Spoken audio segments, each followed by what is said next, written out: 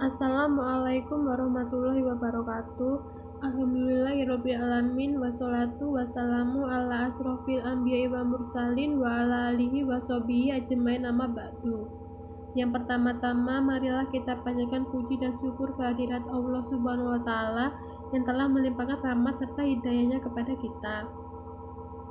Tak lupa, sholawat serta salam kita hanturkan kepada junjungan besar kita Nabi Muhammad SAW yang kita tunggu syafaatnya di hari kiamat kelak. Di sini saya akan memaparkan materi yang berjudul Qaul Sahabi. Sebelum ke materi, izinkanlah saya memperkenalkan diri terlebih dahulu. Perkenalkan, nama saya Ayu Putri Khairiyah, NIM 202111335, kelas 2I Prodi Hukum Ekonomi Syariah. Di sini saya akan mempresentasikan materi Qaul Sahabi yang bertujuan untuk memenuhi tugas mata kuliah pengantar usul fikih dengan dosen pengampu Dr. Mo Nasiruddin MA MAG. A. Pengertian Qaul Sahabi. Qaul Sahabi terdiri dari dua kata, yaitu qaul dan sahabi. Secara bahasa, kata qaul merupakan bentuk masdar dari qala yaqulu qaulan yang berarti perkataan ataupun pendapat. Sedangkan sahabi ialah orang-orang yang bersahabat dengan Rasulullah SAW serta beragama Islam. Menurut ulama ahli usul fikih, sahabi ialah seseorang yang bertemu dengan Rasulullah dan beriman kepadanya serta mengikuti dan hidup bersamanya dalam waktu yang cukup panjang. Dengan demikian mereka disebut sahabi secara adat. Sedangkan definisi sahabat menurut ulama hadis ialah orang yang berkumpul dengan Nabi Muhammad SAW dan masuk Islam serta mati dalam keadaan beriman.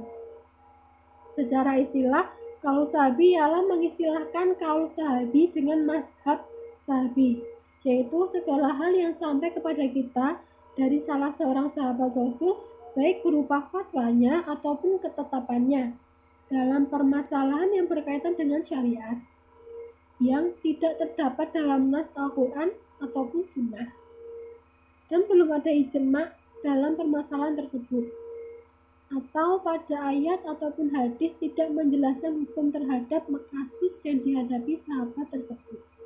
B. Macam-macam qaul sahabi. Para ulama membagi qaul sahabi ke dalam beberapa macam. Di antaranya Dr. Abdul Karim Zaidan yang membaginya ke dalam beberapa macam. Yang pertama, perkataan sahabat terhadap hal-hal yang tidak termasuk objek ijtihad. Dalam hal ini para ulama semuanya sepakat bahwa perkataan sahabat bisa dijadikan hujah karena kemungkinan simak dari Nabi SAW sangat besar, sehingga perkataan sahabat dalam hal ini bisa termasuk dalam kategori as-sunnah, meskipun perkataan ini adalah hadis mauquf. Pendapat ini dikuatkan oleh Imam Asy-Syarqasi dan beliau memberikan contoh perkataan sahabat dalam hal-hal yang tidak bisa dijadikan objek ijtihad seperti perkataan Ali bahwa jumlah mahar yang terkecil adalah 10 dirham.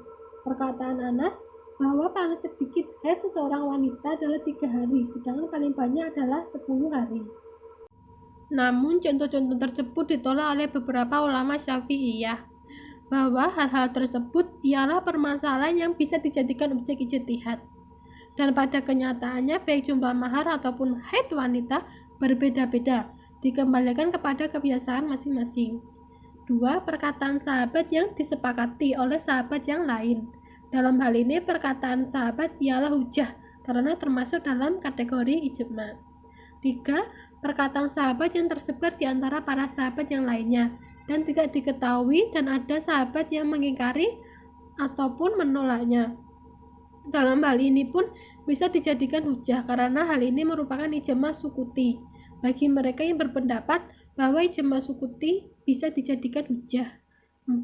Perkataan sahabat yang berasal dari pendapatnya atau ijtihadnya sendiri.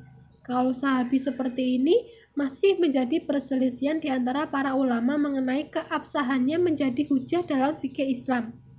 Pada perkataan sahabat seperti ini para ulama berbeda pendapat mengenai statusnya.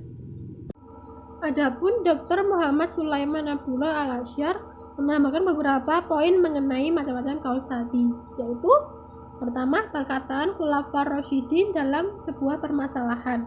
Dalam hal ini para ulama sepakat untuk menjadikannya hujjah. Sebagaimana diterangkan dalam sebuah hadis yang berbunyi, hendaklah kalian mengikuti sunnahku dan sunnah para khulafaur rasyidin setelahku.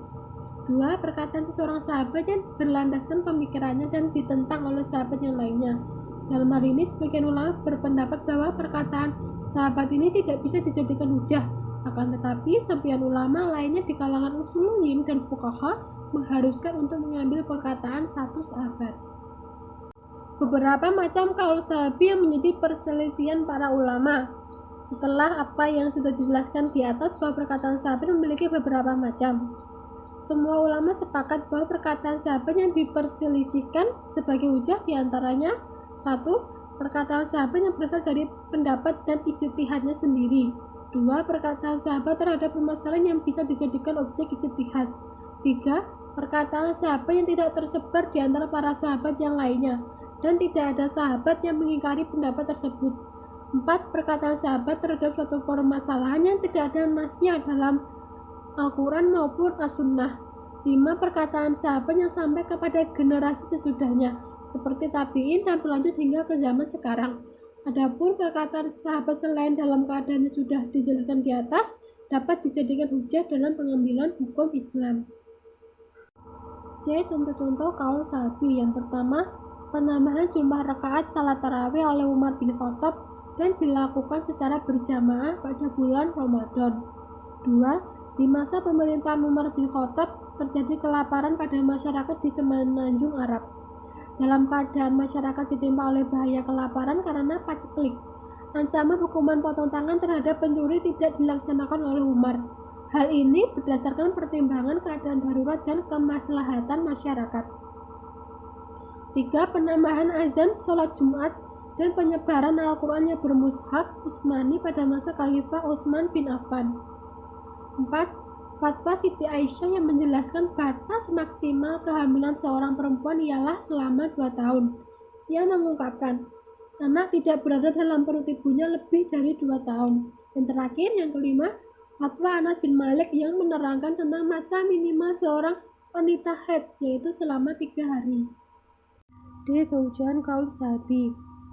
1. Ulama yang setuju dengan kaul sahabi untuk menjadikannya hujjah ialah diantaranya Imam Malik, Ar-Razi, Hanafiyah, Syafi'i dengan kaul qadim, dan Ahmad bin Hanbal ialah pendapat yang paling kuat. Landasan yang menjadikannya kaul sahabi sebagai hujjah ialah dalam Al-Quran surat Al-Imran ayat 110. Bismillahirrahmanirrahim. Kuntum khairu ummatin ukhrijat linnasi ta'muruna bil ma'rufi wa tanhauna 'anil munkari wa tu'minuna billah walau amana ahlul kitabi lakana khairan lahum minhumul mu'minuna wal aksaruhumul fasikun. Sadaqallahul azim.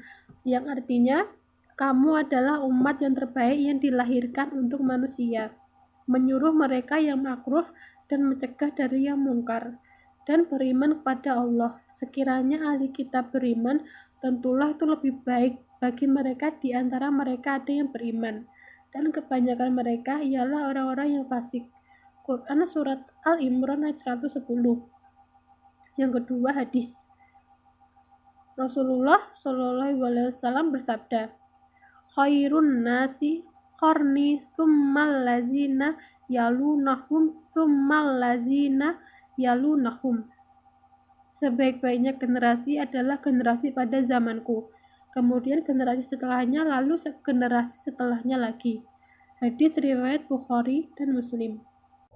2. Ulama yang menolak.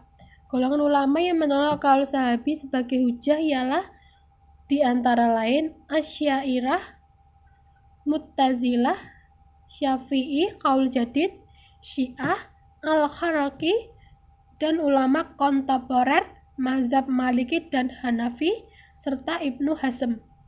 Pendapat mereka dalam menolak kaul sahabi berdasarkan pada hal berikut.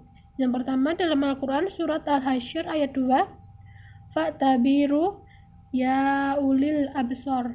Artinya, maka ambillah kejadian itu untuk menjadi pembelajaran, wahai orang-orang yang memiliki pandangan. Quran Surat Al-Hasyr ayat 2. Yang kedua ialah dalil ijma'.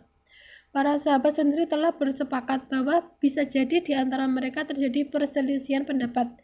Jika kaul sahabi menjadi hujah, maka dapat dipastikan adanya kewajiban mengikuti para sahabat lainnya, akan tetapi hal itu tidak terjadi. Sedangkan menurut dalil akli atau logika, sahabat juga termasuk golongan mujtahid yang juga memiliki peluang salah ataupun lupa. Sama halnya dengan para tabi'in yang juga masuk golongan mujtahid. Oleh karena itu, mujtahid generasi tabi'in dan seterusnya tidak wajib mengikuti kaul sahabat. Berikut ini ialah beberapa daftar referensi. Terima kasih dan mohon maaf apabila banyak kekurangan pada materi presentasi pada kali ini. Semoga bermanfaat. Sekian. Wassalamualaikum warahmatullahi wabarakatuh.